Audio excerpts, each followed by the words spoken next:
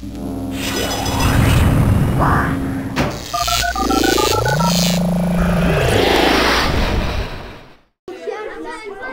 club aquariophile de Clutange prépare sa grande journée spéciale anniversaire du 7 septembre, salle Stirn, où il soufflera sur ses 30 années d'existence. Dans le cadre de notre anniversaire qui va se dérouler le 7 septembre prochain, on fera nos 30e anniversaire d'existence au niveau du club aquariophile.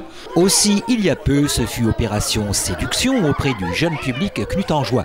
Toute l'équipe de Gilles Allèche, le président du club, organisa plusieurs journées portes ouvertes aux scolaires de Clutange, au sein de leur club, ainsi qu'une visite étonnante d'une exposition qui s'est tenue en mairie, concoctée par l'artiste clutangeoise Nati et son compagnon Jean-Pierre Parez. On a voulu partager cette passion avec les enfants de toutes les classes des écoles de Clutange. Et donc on a eu l'occasion aussi de monter une exposition avec la participation de Terre de Fer qui est représentée par Nati. C'est une artiste de peinture et de sculpture. Ils nous ont fait une expo sensationnelle avec différentes espèces qui n'existent plus, heureusement, de nos jours, puisque bon... Moi, je suis Jean-Pierre Parez. Je suis surtout l'accompagnateur d'une artiste régionale et qui a sculpté les reproductions de spécimens préhistoriques. Alors, elle avait déjà une expérience dans ce domaine il y a 10 ans pour une exposition scientifique à Étanges-Grande, basée sur l'étangien. Ici, avec les activités que nous avons sur Clutange, nous avons eu l'occasion de faire connaissance avec une équipe du club aquariophile de Clutange. Et comme on a sympathisé, en même temps on est intéressé par leur travail, sachant que c'est l'année de leur 30e anniversaire, on leur a proposé un partenariat, de les accompagner dans une exposition à l'occasion de leur bourse aux poissons du mois de septembre. Tous les écoliers de Clutange avaient donc rendez-vous avec la préhistoire, quelques 400 millions d'années avant notre ère. Destination, les étendues d'eau qui constituaient presque l'ensemble de notre globe, où les attendait le peuple qui aujourd'hui peut nous paraître monstrueux de ces fonds abyssaux. Ainsi, près de 400 jeunes sur plusieurs semaines sont partis à la rencontre de l'ancêtre du requin, de la grenouille ou encore du scorpion ou encore du tout premier vertébré. Donc, pour établir cette collection, on a dû s'intéresser nous-mêmes à la réalité scientifique des spécimens.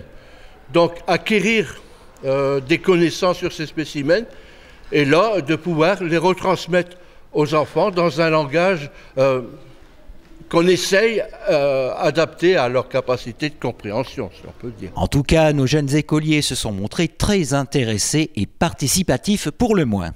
Il y a une réaction et on s'aperçoit qu'il y a un intérêt transmis par l'audiovisuel sur certains reportages et certains dessins animés.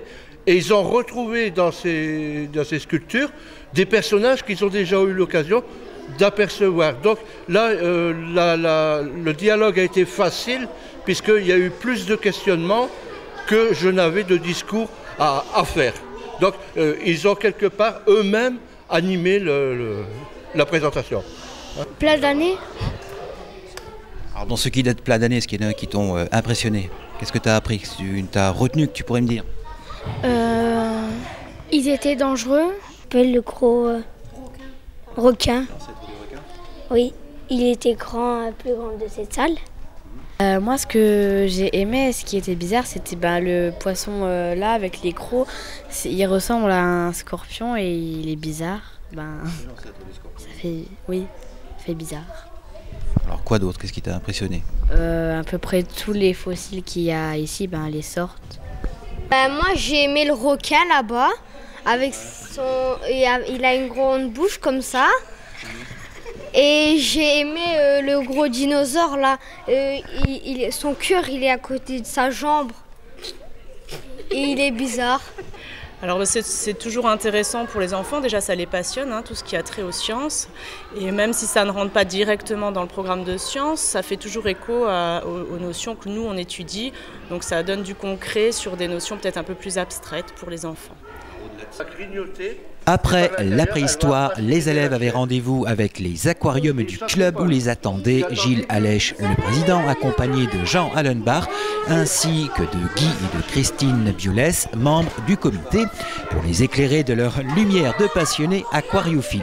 Bon, nous sommes à peu près une quinzaine de membres au club.